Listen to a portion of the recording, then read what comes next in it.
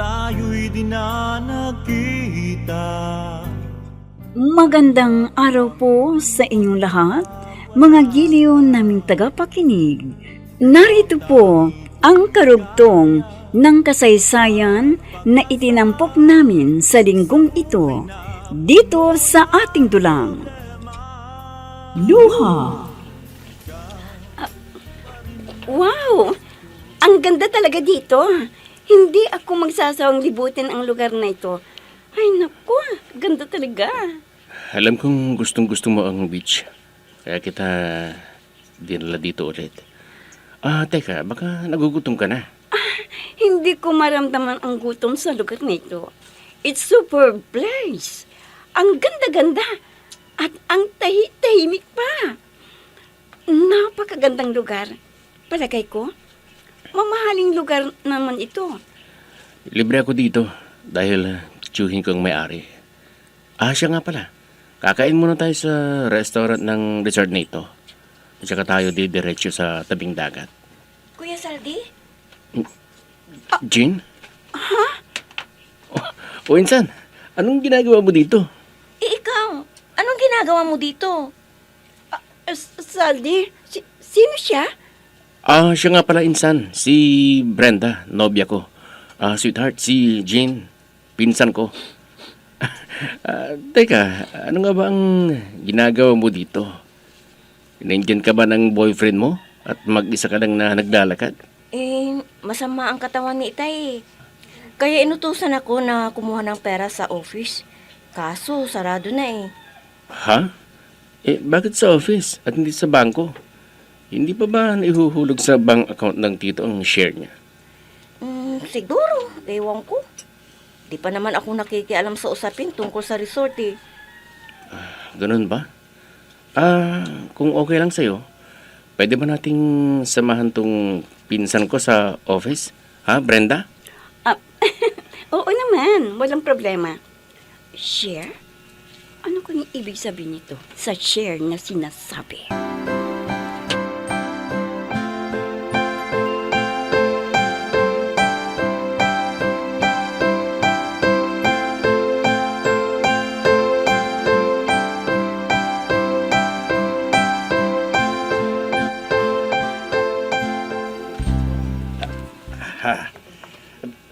Sarado na ang office ng resort.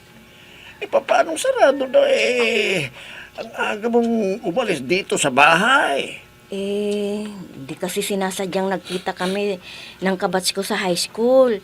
Kaya syempre, nagkakwentuhan. At dahil matagal kaming hindi nagkita, kaya yun, marami kami napagkwentuhan. Ay, nagabang sinasabi ko sa iyo Hindi ka na nakapamasyal, kaya kung may pagkakataon na tulad yan, para kang nakawalang bilanggo. Hindi ka ba nakakuha ng pera? Ha? Nakakuha po ako. Mabuti na lamang. At nagkasalubong kami ni Kuya Saldi. Kaya siyang nagbukas ng opisina ng resort at nagbigay sa akin ng pera mula dun sa vault. Mabuti naman at nadatma mong pinsan mo roon. Abay, bihirang pumunta ng resort ang pinsan mong yun Nagulat nga rin po ako nang makita ko siya doon. Pero kalaunan ay naintindihan ko kung bakit naroon si Kuya Saldi. Ha? Bakit? Anong naintindihan mong sinasabi mo? Tanggap na ba niya ang sinabi ng Tito Raul mo na siya na talagang mamamahala ng resort? Hindi ho. Kundi pumupunta lamang pala siya doon para ipasya yung nobya niya. Ha? Teka, may bago naman bang nobya ang pinsan mo? Oo. Ewan ko ba sa pinsan kong yun? Papalit-palit ng nobya. Buwan-buwan yata siyang nagpapalit ng nobya Iba naman kasi ang babaeng kasama niya sa resort.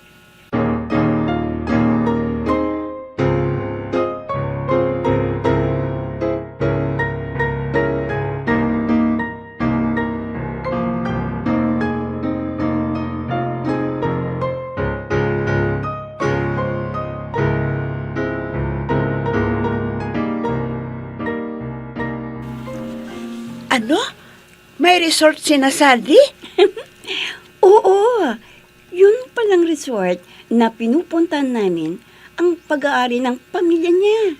Kung ganon, magiging tagapagmana pala ng resort si Saldi. Kasi sabi mo nag-iisa siyang anak. Oo, pero may kahati siya sa resort na yon dahil nasa pangalan pa pala ng lolo niya. At dalawa ang anak ng lolo niya, ang itay ni Saldi at ang bunsuntong kapatid na kasosyo sa resort na yon. Kilala mo na rin pala ang uncle ni Saldi kung ganon. Hindi, ang tito ni Saldi ang nakilala ko, kundi ang pinsan nitong babae. Sa palagay mo, buto sa iyo ang pinsan niya? Hindi kami nagkausap dahil pagkabigay ni Saldi ng pera sa kanya nagpaalam ng umalis. Ha? Binigyan ni Saldi ng pera ang pinsan niya? Oh, galante rin pala siya, no? Share ng pamilya ng tito niya ang perang ibinigay doon sa pinsan niya. Ba't kaya ganito na naman ang pakiramdam ko? Para naman ako nahihilo. Oh, natahimik ka na. Bakit? May problema ba? Ha? Wala naman. Bigla lang sumama ang pakiramdam ko. Ay nako, pagod lang yan, friend. Ang mabuti pa, isara natin tong butik para makauwi na tayo.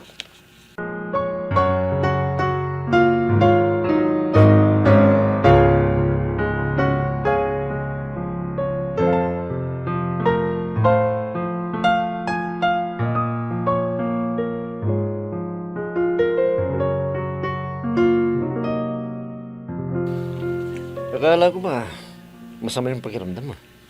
Bakit aalis ka na naman? May trabaho nga ako, hindi ba?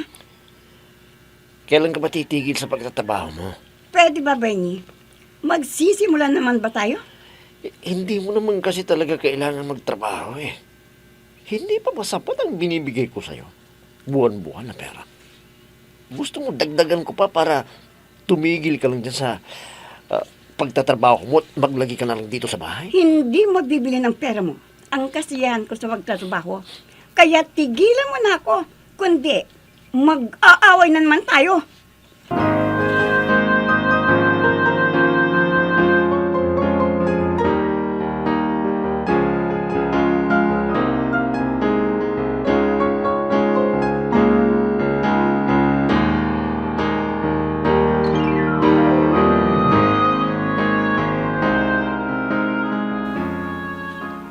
Tay, kanina ko pa kayo tinatawag.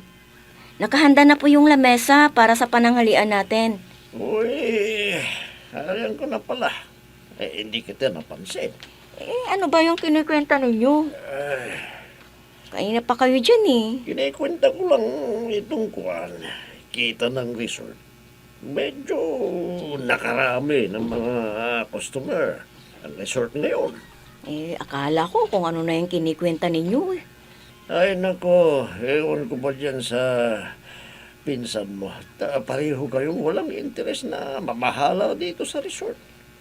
May tulad mo, pinagtsatsagaan mo ang maliit mong tindahan dito sa bahay. Ngayong, ang tagal na sinasabi sa inyo ng tito mo na doon ka na sa opisina ng resort. Pero ayaw mo. Itay, hindi ko na nga ho kayo pwedeng iwan dito sa bahay dahil matanda na kayo. Ay nako, ewan ko ba. Na bata ka, malakas pa naman ako. Sinasabi mo, kaya ko pa. Malakas pa kayo. Pero gusto kong personal kung ako mismo ang mag-aasikaso sa inyo. Sige, oo na. Wala na akong sinabi. Basta, ang gusto ko sana, kayo na ang mamahala dito sa resort.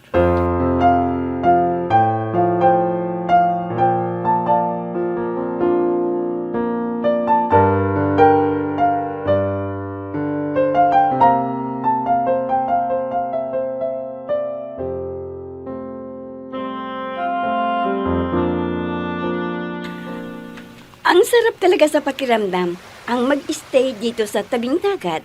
Nakakawala ng stress. Bakit? Na-stress ka ba? Naiinis na kasi ako sa boyfriend ko Lagi na lamang akong kinukulit. Gusto ko ngang hiwalayan Naku, huwag mo siyang hiwalayan. ka namang lalaki ka. Ikaw ba talaga ang nagsabing huwag akong makipaghiwalay sa boyfriend ko? Bakit? Hindi ka ba nagsaselos? Ayaw mo ba akong masuno? Siyempre gusto kitang masolo. Pero sasaktan yung nobyo mo. Kaya hayaan mong siya ang kusang makipaghiwalay sa'yo. Teka, ang mabuti pa. Bumalik na tayo dun sa cottage. Doon ay aalisin ko ang stress mo. Lalangoy tayo sa kaligayahan para makalimutan mo ang inis mo sa nobyo mo. Pilyo ka talaga, no? At huwag kang mag-alala. Pagkatapos natin lumangoy sa kaligayahan, lalangoy naman tayo sa tubig. Sinabi mo eh. Game ako dyan.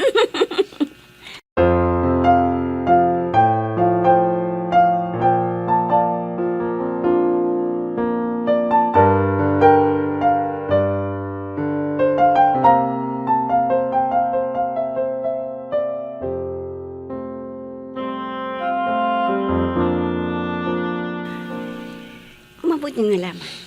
At wala pa dito si Bernie. At nakabis na ako ng pambahay na damit. Hindi niyo mahalata. Nakararating ko lang. Narin na siya. Nakasimangot yata ang lalaking ito. Oh! Bakit ganyan ang mukha mo? Nadatnan mo nga ako dito sa bahay? Aba, ang tahimik naman ito. Ganyan ba ang sasalubong mo sa akin? Pagod na pagod ang tao eh. Bakit ganun ang ginawa mo sa magulang ko? Ha? Anong pinagsasabi mo? Hindi ko alam ang sinasabi mo. Alam mo kung ano yung sinasabi ko. Dahil hindi ka pa naman ulyanin para makalimutan mo. Bakit? Nakalimutan mo na ba na mayroong isang matanda ang pumunta dito sa bahay? Pinagtabuyan mo nga eh. Nilait mo pa. Ano ka ba naman? Magulang ko yun. Bakit mo naman ginawa yun sa kanya? Oh, inay mo pala yun. Hindi pa nga kami nagkakaharap ng nanay mo. Paano ko siya patutuloyin? Nagpakilala sa'yo, inay ko yun eh. Sinabi niya na anak niya ako. So, totoo nga palang inay mo ang matandang yun eh. Malay ko bang inay mo yun?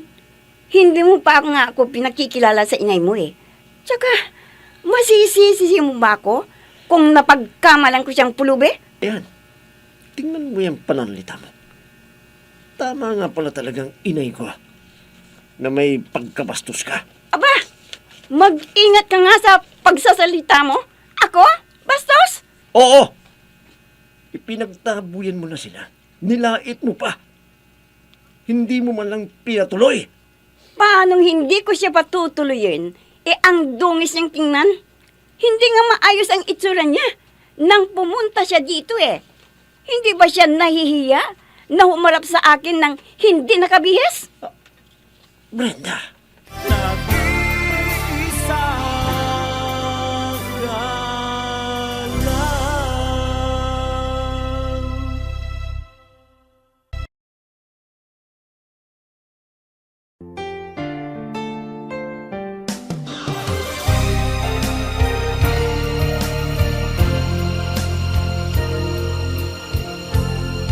Magmula nang tayo'y di na nakita. Ano? Marami ng pagkakataon na may nangyari sa inyo ni Zaldi? Oo eh. Ano? Papaano yan? Papaano si Bernie? Alam na ba niya ang tungkol sa inyo ni Zaldi? Hindi ah. Ipapaano nga yan? May nangyari na sa inyo ni Zaldi. Ibig sabihin yan, malalim na ang relasyon yung dalawa ni Zaldi. Papaano si Bernie? Hindi mo na ba siya mahal? Ewan ko nga eh. Hindi ko alam ang gagawin ko. Boring naman kasi ang Bernie na yun eh. Hindi naman pwedeng mamangka sa dalawang ilog. Dahil kahit itago mo yan, malalaman at malalaman ni Bernie. Okay lang kay Zaldi kasi alam naman niya ang tungkol sa inyong dalawa ni Bernie. Papaano naman si Bernie? Walang kaalam-alam sa ginagawa mo. Nalilito nga ako eh. Hindi ko alam ang gagawin ko. Paano naman kasi? Parang hindi na ako masaya na kasama si Bernie. wala na ang dating excitement na dati nararamdaman ko. Alam mo, alam ko ang solusyon sa problema mo. Ano? Anak!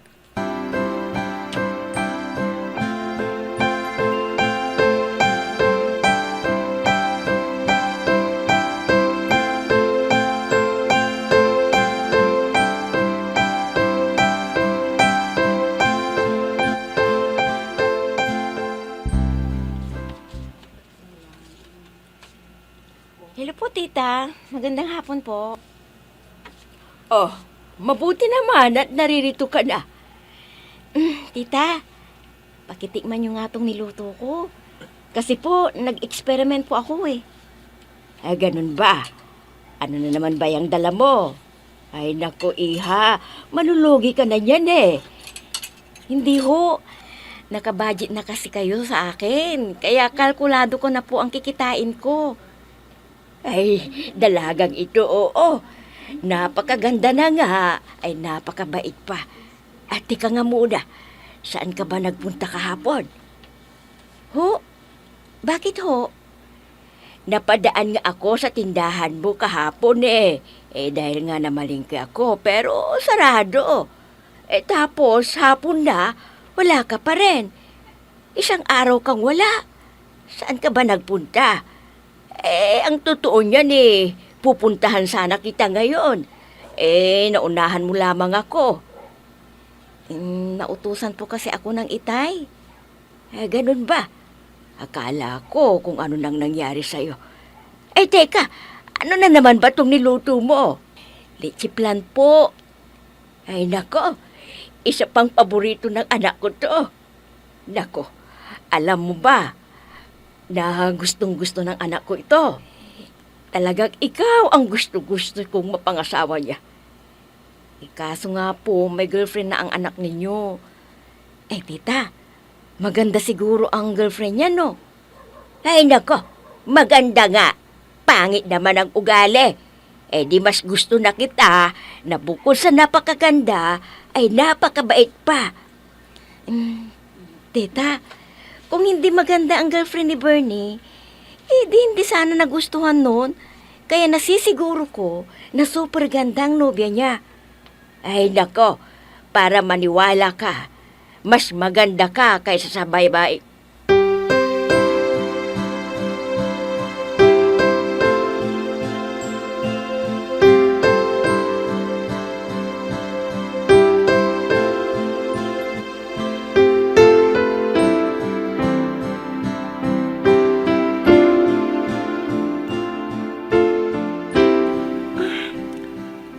Sa tabi ko si Bernie. Naliligo na siguro o kaya nasa kusina na at kumakain. Pambihirang lalaki to. Ito na nga bang sinasabi ko eh. Walang panahon sa akin. Wala nang nasa isip, kundi trabaho, trabaho. Kaya boring ang lalaking ito. Hindi mo lang ako nilalambing. Wala siya talagang binatbat. Kahit sa atin magaling sa kama. Ha? Ano itong nararamdaman ko? Nagiging madalas na yata ang ganitong nararamdaman ko. At ngayon naman ay umiikot ang paningin ko at Hindi. Bakit ako nasusuka? Kung hindi ako nagkakamali, ang palatandang ito ay buntis ang isang babae. Kung nasusuka ito, buntis nga ba ako? Nag-iisa ka lang.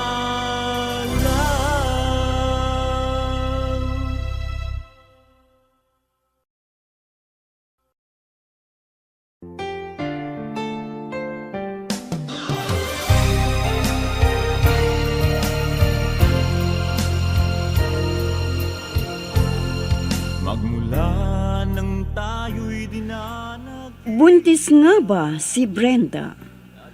Mga giliw naming tagapakinig, sundan bukas ang huling yugto ng kasaysayan na itinampok namin sa lingkong ito dito sa ating dulang.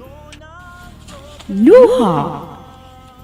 Mga nagbibigay buhay sa ating dula ay sina Mayra Abrehal Narnola, Susan Madikdeng, Robert De Guzman, Jun Cabato, Emma Dalope, Andrea Solar, Ami Diaz, Jonathan Bravo, at si Oscar Ora.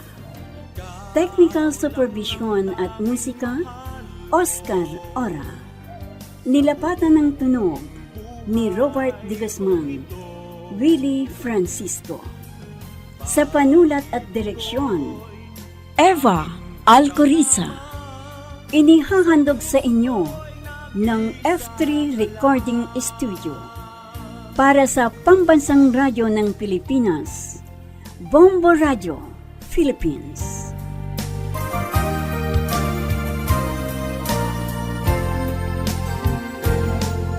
Ang alaala nating di malilimutan, kay sarap ng ating suyuan. Lagi kong natatandaan, maligayang araw nating nagdaan.